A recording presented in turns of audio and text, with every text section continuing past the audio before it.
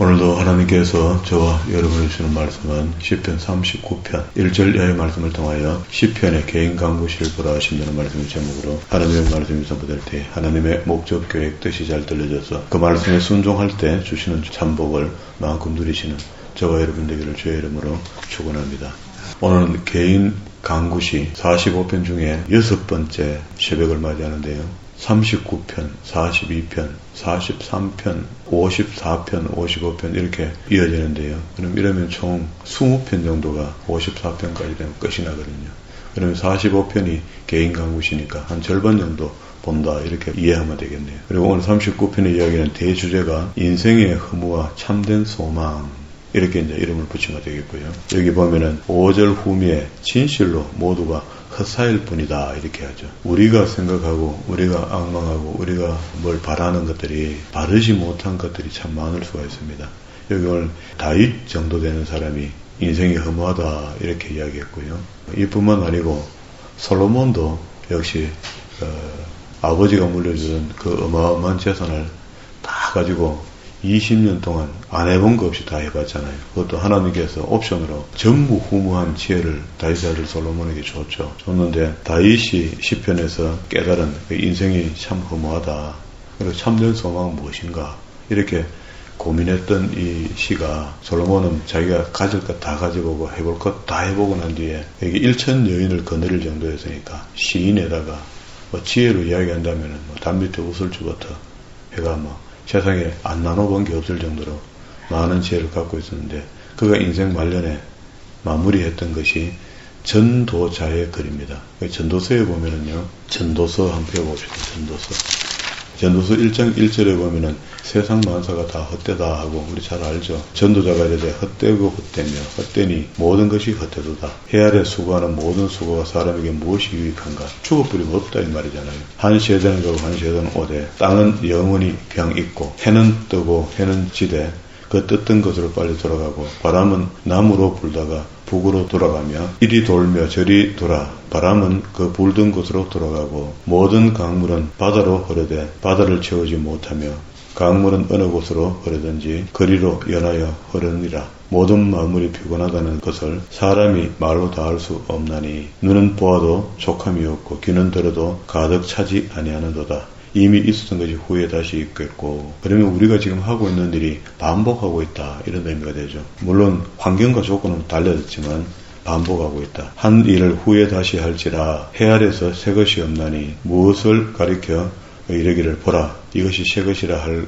것이 있으랴. 우리가 있기 오래전 세대들도 이미 있었느니라. 전에 세대들이 기억됨이 없으니 장래 세대도 그 후의 세대들과 함께 기억됨이 없으리라.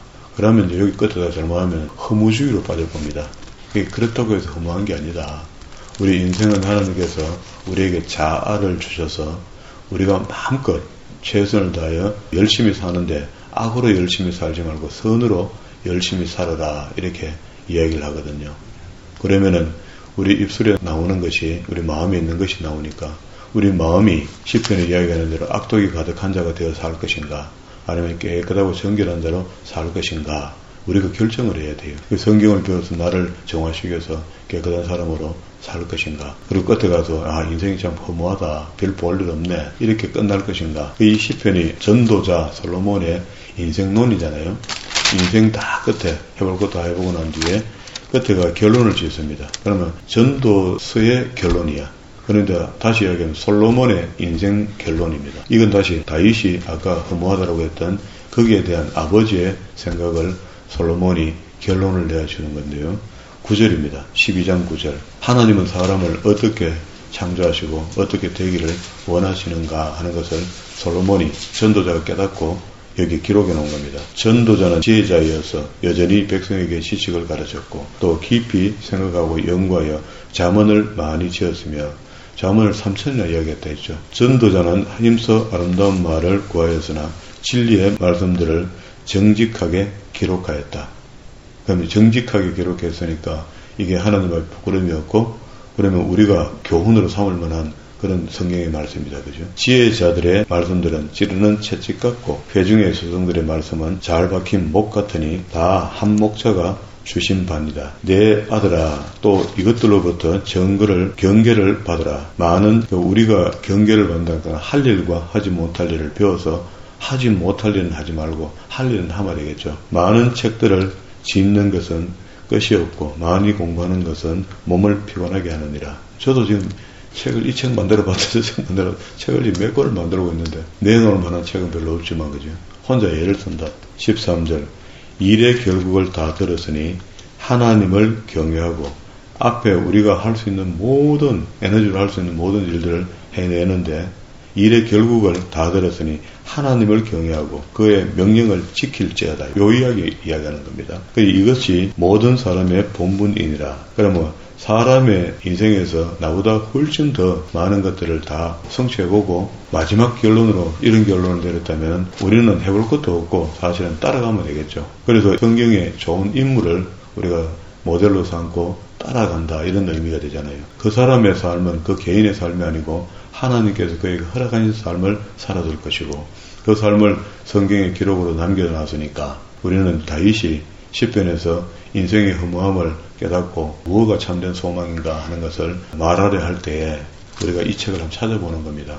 그 아들 지혜자 솔로몬은 아버지의 그런 마음을 어떻게 표현했는가. 그래서 13절에 전도서의 결론 같은 이야기입니다. 일의 결국을 다 들었으니 허무하고 잘 살고 잘 먹고 다 해봤더니 말입니다. 다 해봤더니 결론적으로 하나님을 두려워하는 것, 경외하는 것, 그의 명령을 지키는 것 됐죠. 그래도 이것이 모든 사람의 본분이라 이렇게 모든 사람의 거기에 우리가 들어간 겁니다. 그러면은 우리한테 오늘 새벽에 하나님께서는 하나님을 경외해달라. 경외의 끝에다가 동그라미 치고 신명기 31장 9절과 13절의 말씀 오경의 유언입니다. 경외한다 하는 것을 가리켜라 라고 이야기를 하거든요. 성경을 통하여 하나님이 어떤 분인 것을 알려주라. 이것이 말씀 맡은 자고 또 말씀을 배우는 사람은 하나님이 어떤 분이라는 것을 알되 하나님을 두려워하라는 겁니다. 조심하라는 거예요. 망명되이 일컫지 말라는 겁니다. 세상 사람들은 하나님 별로 망명되이 일컫으면 그건 잘못되겠지만은 일컬 일도 별로 없지만 하나님 모르니까 우리는 하나님을 아는데 하나님을 망명되이 일컬을 수가 있죠. 쉽게 명에 들어있는 이야기입니다. 그러면은 우린 잘한다고 했던 행동들이 하나님을 망명되이 일컫는 그런 행동들을 한다든가 인생을 그렇게 살면 안 된다. 여기 14절에 하나님은 모든 행위와 모든 엄밀한 일에 선악간에 어떻게 해요? 백보자 심판하신다. 마지막에 요한계시록 20장 심판에 도달할 수밖에 없도록 우리는 알고 있으면서도 간이 커서 마음대로 사는 겁니다. 지금 이게 인생에 너무 하나님이 원하지 않는 삶을 우리가 에너지를 소비하고 쓸 필요는 없겠다. 전도서를 읽을 때마다 저는 그런 생각을 해요. 하는데 막상 세상으로 돌아오면 또 그러나 열심히 안 하면 또 죄인 같아가 잘못됐나 싶어가 내 혼자 가나 싶어서 또 열심히 또 뭘 하게 되죠. 그러니 몸을 피곤하게 한다. 그러나 내가 하고 있는 일이 하나님의 영광을 위한 일이라면 그걸 계속 하십시오. 하면 됩니다. 그리고 교회 일만 하나님께서 하시는 일이 아니고 우리가 베드로전서 2장 9절에 있는 말씀처럼 하나님의 선전판으로 열심히 땀 흘려 일한다면 그 일도 하나님 기뻐하시는 것 같습니다. 여기 세상의 일, 교회 일 이렇게 구분되는 것이 아니고 우리의 삶이 예배자가 되어야 될 것이고 삶이 기도자가 되어야 된다. 그런 이야기입니다. 여기다가 소망을 둔 사람은 틀림없이 유족할 것이고 하나님께서 주신 것으로 족한 줄 알고 살아가는 사람이니까 딴 사람 눈에는 가치평가를 해서 가난하게 살 줄 몰라도요. 나는 하나님 앞에서 천국을 누리고 산다면 그게 부유한 겁니다. 그럼 진짜 부유한 사람은 돈으로 해결 안 되는 일들이 하나님으로 해결되는 삶을 살고 있는 사람이 진짜 부유한 자죠. 돈으로 안 되는 게 많습니다. 다시 본문으로 39편 내가 말하기를 나의 행위를 조심하여 내 혀로 범죄하지 아니하리니 내 입에 자갈을 먹이리라 하였도다. 내가 잠잠하여 선한 말도 하지 아니하니 나의 근심이 더 심하도다. 내 마음이 내 속에서 뜨거워서 작은 소리로 엎드릴 때에 불이 붙으니 나의 혀로 말하기를 여호와여 나의 종말과 연한이 언제까지인지. 종말과 연한 인생의 끝. 종말로 돼야지 그 이야기가 맞죠. 우리가 죽어도 죽은 것이 아니고 인생의 눈에서는 죽은 걸로 되잖아. 그런데 잠시 낙원에 가 있든지 엄부에 내려가 있다가 다시 마지막 백보자 심판에서 부활시켜갖고 또 심판받게 돼 있거든요. 완전히 죽은 게 아닙니다. 죽는데 죽은 게 아니야. 그래서 표현을 이렇게 했습니다. 종말과 연한이 언제까지인지 알게 하사 내가 나의 연약함을 알게 하소서. 우리는 이 시편의 기록들이 기록될 때에 당사자들은 요한계시록을 잘 모르잖아요. 우리는 요한계시록을 이미 다 읽고 이 시편을 보고 있으니까 이런 것들에 대해서 궁금했겠다. 그렇습니다. 그죠? 5절에 주께서 나의 나를 한뼘 길이 많지. 그래 신약에서는 뭐라고 합니까? 인생이 짧으면 70, 길면은 80이라. 이렇게 했으니까 그 말은 열심히 살아란 말이죠. 알아가 뭐합니까? 그러니까 내가 내 수완이 이러니까 열심히 살아야 되는데 우리가 나이가 60이 넘어가면서 세상이 좀 달리 보이고 느낌이 좀 다르고 마음씀이 좀 달라지고 생각하는 것이 달라진다. 그게 자식 안개한 부모가 되겠습니까? 60 전에는 그래도 뭔가 자식에 좀 물려줬으면 하는 바람도 속에 숨겨놓고 목회자지만 그렇게 살았습니다. 버리는 게 없어요. 물려줄 수는 없지만 그래도 그런 마음이 부모의 마음으로 있었는데 60이 넘어서면서 보니까 저만큼 자라서 끝났다. 다 됐다 싶고 그만하면 됐다 싶고요. 우리는 자녀들에게 피해 안 입히면 최고의 삶을 살겠다. 앞으로 남은 삶은. 병원에 누워갖고 병원 퇴원할 때 돈 내라 하고 이런 거 안 하면은 최고의 부모죠. 뭘 우리가 더 버려서 더 넘겨줄 수 있겠습니까? 이때까지 지내갈 때가 다 혼신해서 엄마는 엄마 집부터 모유를 먹여서 키우면서 다 넘겨줬잖아요. 아버지는 땀 흘려 일해서 그들을 입히고 먹이고 했잖아요. 그래서 여기는 이야기합니다. 5절에 주의 날에 주께서 나의 날을 한 뼘의 길이만큼 되게 하시며 나의 일생이 주 앞에서 없는 것 같사오니 점을 찍어도 우리 표현을 하겠습니까? 인류 전체를 따져갖고 그 먼지 한 톨을 딱 이야기해도 우리보다 더 크겠습니까? 사람은 그가 든든히 서 있는 때에도 진실로 모두가 허사일 뿐이다. 한마디로 1절부터 여기도 쭉 내려가서 한마디로 우리 할 말 없음. 그러면 지금 우리는 지금 하나님의 종으로 산다. 목사님은 목회의 종으로 살고 평신도들은 하나님의 믿음의 사람으로 하나님의 종으로 살죠. 개인이 그죠. 진실로 각 사람은 그림자같이 다니고 헛된 일로 소란하며 재물을 쌓으나 누가 거둘지 알지 못한다. 되게 참 우리 예수님 부자 비유한 거 있죠. 한 농부가 농사를 지어 그 해 농사를 너무 잘 지어갖고 하나님께 도와준 거죠. 전체를. 그래서 잘 지어갖고 자기 평소의 창고에 다 드릴 수가 없는 상황이 됐어요. 그러면 하나님께서 그 말은 뭡니까? 나누어 주라는 거죠. 자기에게 준 것을. 흘러 넘치게 해야 되는데 거기다 창고를 더 넓혔습니다. 넓히고 난 뒤에 그의 소출 전부 다를 욕심스럽게 자기 창고에 다 걷어 넣었어요. 넣었더니 그 다음날 아침에 문을 딱 잠그고 잤는데 그 다음날 아침에 어떻게 돼요? 일어나지를 못했다. 하나님이 그만했다. 불렀다. 그러면 그 창고에 들어간 것도 누가 묵습니까? 남은 사람들이 묵게 되어 있다는 거예요. 우리 좀 기독교인들은 좀 폭넓은 세상의 관점을 좀 가지면 좋겠다. 그래서 하나님께서 우리에게 주실 때 흘러 넘치게 하는 것, 그걸 너무 준다라고 생각하면 안 됩니다. 내 것을 주는 것이 아니고 우리의 11조의 원리가 그렇잖아요. 하나님께서 내게 주셨으니까 우리의 믿음을 하나님께서 확인하자 할 때 10의 1을 가져와 봐라 이렇게 이야기하거든요. 그래서 10개가 다 하나님의 것인데 한 개만 나한테 주고 네 9개 써라고 하는데 그 한 개를 정직하게 드리지 못하고 또 들이대 인색하게 드린다면은 그 하나님께서 어떻게 그분에게 물질의 복을 또 물꼬를 여시겠습니까? 그건 안 됩니다. 하나님과 야박하게 하면서 어떻게 세상 사람들한테 자기가 야박함을 당하지 않게 살려고 합니까? 그건 안 됩니다. 뿌린 대로 거두게 되어 있습니다. 유교사상에서도 그런 걸 가르치잖아요.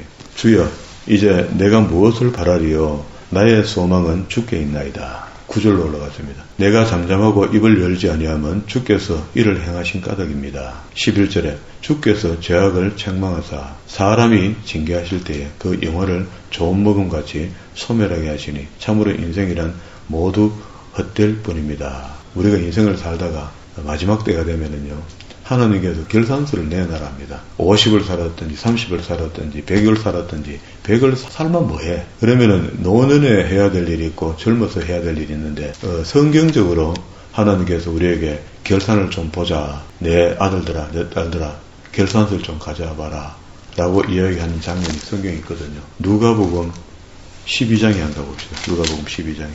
물론 우리가 알고 있는 거 다 그 시기 맞을 건 맞는데 성경에 글로 이렇게 표현해 놓은 것이 있어서 한번 찾아보고 가시죠. 누가복음 12장 앞에 35절부터 이야기하는 것이 깨어있는 청지기에 대한 비유를 이야기합니다. 이야기하는데 47절부터 48절에 보면은요 12장 47절입니다. 주인의 뜻을 알고도 준비하지 아니하고 그의 뜻대로 행하지 아니하는 종은 많이 맞을 것이오죠. 두 번째 48절에 알지 못하고 맞을 일을 행한 종은 적게 맞으리라. 무릇 많이 받은 자에게는 많이 요구할 것이요 많이 맡은 자에게는 많이 달라 할 것이라는 거죠. 그러면은 가만 생각해봐요. 많이 받아서 좀 풍요하게 쓰면 좋겠는데 그 지들하고 준 게 아니고 우리가 개인이 쓸 수 있는 건 한계가 있거든요. 그러면은 어떤 사람에게는 많이 줘서 많이 나눔의 삶을 살고 있는 사람이 있는가 하면은 우리 같은 사람은 많이 주면은 내가 먼저 다 섣버린단 말이야. 그러면 그 죄가 되니까 하나는 안 주시는 거야. 그러면은 내가 어떤 기능이 그런 기능이 활성화되어 있으면 차라리 안 받는 게 좋잖아요. 그 있는 것으로 족한 줄 알고 사는 게 얼마나 행복한 건지 그건 모르는 겁니다. 결산을 이렇게 한다고 하나님은.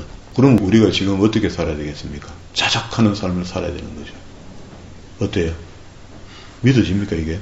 주인의 뜻을 알고도 준비하지 아니하고 그 뜻을 행하지 아니하는 종은 많이 맞는다는데 맞으면 다행인데 이거 탈락하면 어떻게 됩니까? 얻어 터지고 그냥 천국 들어가면 다행인데 어떡하겠나 말이에요. 마지막 날에 힘부자 시험관 앞에 서서 너 지옥 이렇게 하면은 옆에 있는 믿음의 동료는 천국 가는데 난 지옥 가봐요. 그리고 알지 못하고 맞을 일을 행한 종은 적게 맞는다.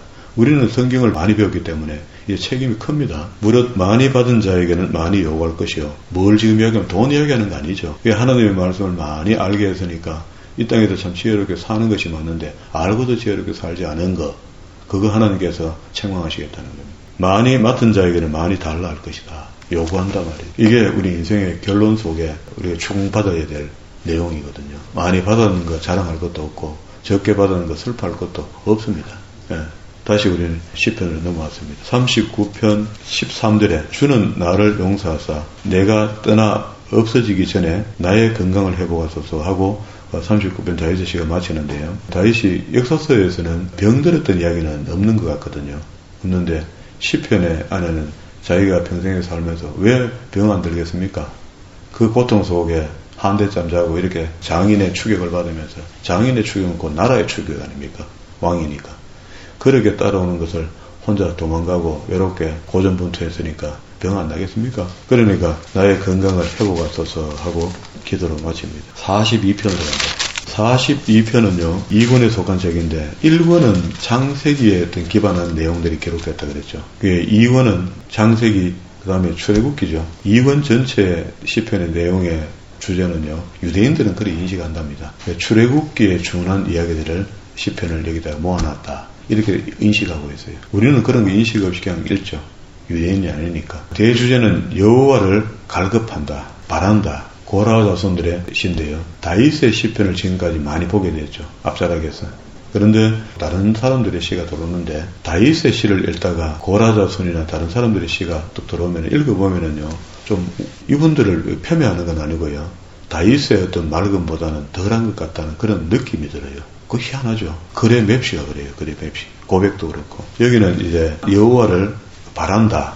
자, 1절에 하나님이여 사슴이 시냇물을 찾기에 갈급함과 같이 갈급함이 주제 단어가 됩니다. 뭘 하나님께 굉장히 갈급해 있다. 갈급함 같이 내 영혼이 주를 찾기에 갈급하나이다. 2절 후미에 내가 어느 때까지 나아가서 하나님의 얼굴을 배우리까. 3절 사람이 종일 내게 하는 말이 내 하나님이 어디 계시뇨. 우리가 세상 살아가는데 하나님의 사람으로 사는데 세상 사람들하고 비교해 봤을 때 좀 못 사는 것 같고 모자라는 것 같고 참 이렇게 되면은 이 지금 고라 자손들처럼 이런 요구가 기도로 나오죠. 이것도 기도잖아요. 하나님이 어디 있느냐 하오니 내 눈물이 주야로 내 음식이 되었도다. 이게 배고파 죽을 판인데 하나님은 믿어가 되겠나? 누가 이렇게 했는가 봐. 그러니까 눈물이 입으로 돌아가 그걸로 삼켰다. 이렇게 이야기합니다. 우리말로는 그런 말이죠. 눈물 젖은 빵을 묵어봤나? 그거 안 묵고 이야기하지 마라. 이런 말 하죠. 그러니까 고생을 실컷 했을 때 이야기입니다. 그러니까 이렇게 고생하는데 너가 하나님이 딱 하는데 와, 뭐 많어. 이렇게 하면 하나님 영광을 가려니 이 갈급함을 하나님 앞에 토로하는 겁니다. 내가 전에 4절에 성의를 지키는 무리와 성의를 지킨다는 건 주의를 지켰다 이런 말이죠. 안식일. 무리와 동행하여 기쁨과 감사의 소리를 내며 그들을 하나님의 집안 성전이 되겠죠. 그 당시에 성막이겠죠. 성막시대니까. 인도하였더니 이제 이 일을 기억하고 내 마음이 상하는도다. 내 영혼아 내가 어찌하여 낙심하여 어찌하여 내 속에서 불안해하는가. 너는 하나님께 소망을 두라. 아멘입니다. 우리 천국 갈 백성이 되었기 때문에 지금도 여전히 똑같습니다. 고라 자손이 불안해하면서 엎조리고 있는 이 말이 오늘 내가 엎조리는 말은 아닌지 한번 돌아볼 필요가 있죠. 우리는 이미 예수 그리스도를 영접함으로 구원함을 입었으니까 이 구원함이 확실하다면 이 세상에 대한 영달을 바라면서 살아서 안 된다 그런 말입니다. 우리의 소망은 천국이다. 천국으로 가야 될 사람이 무슨 생각을 갖고 사느냐 이런 말입니다. 그가 나타나 도우심으로 말미암아 내가 여전히 찬송하겠다. 우리가 하나님의 시간표, 우리의 팔에 있는 시계는요, 크리로스, 헬라어로 이야기하면 그래요. 하나님의 시간은 카이로스라고 합니다. 그래서 우리가 인생을 살면서 주님께서 오셔서 하신 말씀이 있죠. 하루가 천년 같고 천년이 하루 같다. 이렇게 이야기한단 말이야. 그러면 하나님의 시간표에 대해 나를 맞춰놓으면요, 우리 죽습니다. 죽어. 숨 넘어갑니다. 그렇죠? 천년이 하루 같으니까 우리가 천년 어떻게 삽니까?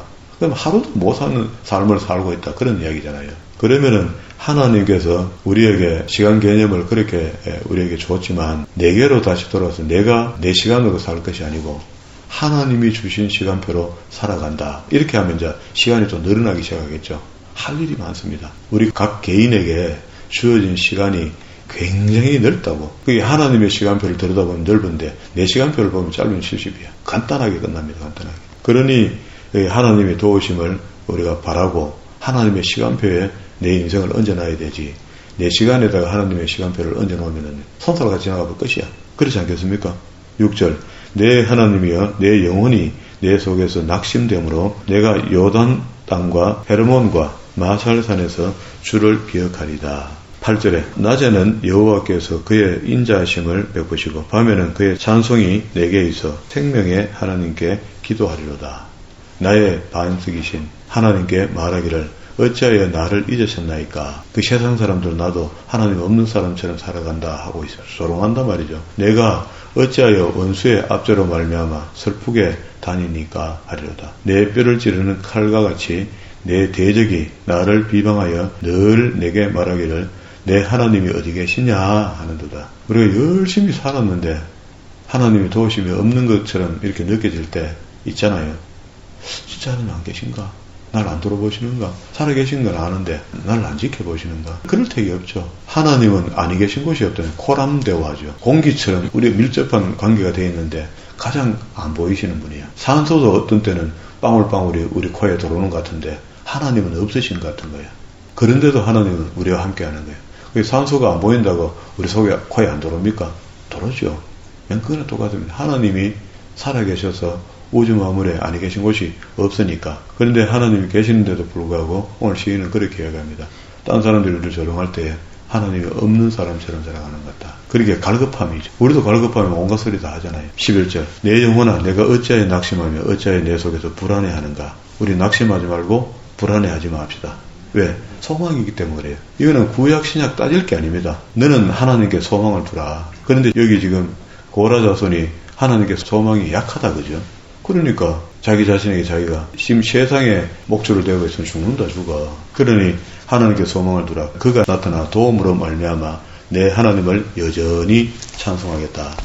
그러니까 우리는 생각했을 때 하나님 함께 안 하는 것 같아 찬송 안 해보고 하나님 조금 돈 좀 주고 행편 좀 풀어주면은 할렐루야 하면서 또 액션 내는 그런 신앙인도 있거든요. 우리는 그러지 말고 있거나 없거나 하나님께서 예수 그리스도를 십자가에 못 박혀 죽으실 때 죄 하나도 없으신 분을 죄 있는 나를 위하여 죽게 하시고 그를 다시 피를 한 방울도 안 남겨 다 흘리게 만들어갖고 그 보혈로 나를 깨끗게 씻어 주셨으면 더 이상 우리가 할 말이 없어야 돼요. 그런 전능하신 하나님 아들 하나님께서 우리에게 오셔서 우리의 죄를 소멸시켜 주시고 선하게 살아라 이렇게 했으면 우리는 뭐 이유불문하고 그냥 하나님의 말씀대로 살려고 그쪽 방향으로 계속 가야 되는 거지. 우리가 이거 해보고 저거 해보고 자꾸 가늠하면 안 돼요. 지금 믿음이 있니 없니 따지고 이렇게 할 일이 없습니다. 아까 우리 자문서 말씀대로 사람의 본분이 하나님을 경외하는 것이라. 그게 하나님 뜻대로 사는 것이 하나님의 본분이었는데, 그리고 난 뒤 그렇게 살지 않으면 마지막 날에 심판에 대해서는 내 개인이 책임을 져야 된다는 거라. 우리는 무리를 지어서 하나님을 믿고 신앙생활을 하고 있지만 결국 끝에 가면 혼자입니다. 요한계시록 그렇게 해가지고 각인에게, 각인. 그러니 슬퍼할 것도 없습니다. 아내가 아무리 믿음이 좋다고 해서 그 아내의 지멋자락을 잡고 천국에 따라갈 수 없습니다. 안 됩니다. 아무리 나를 지지하고 내 편이라도 안 된다고. 남편의 바지자락을 잡고 천국에 따라갈 수 없단 말이에요. 내 믿음으로 간다고. 오직 하나님만 바라고 살아가시는 것.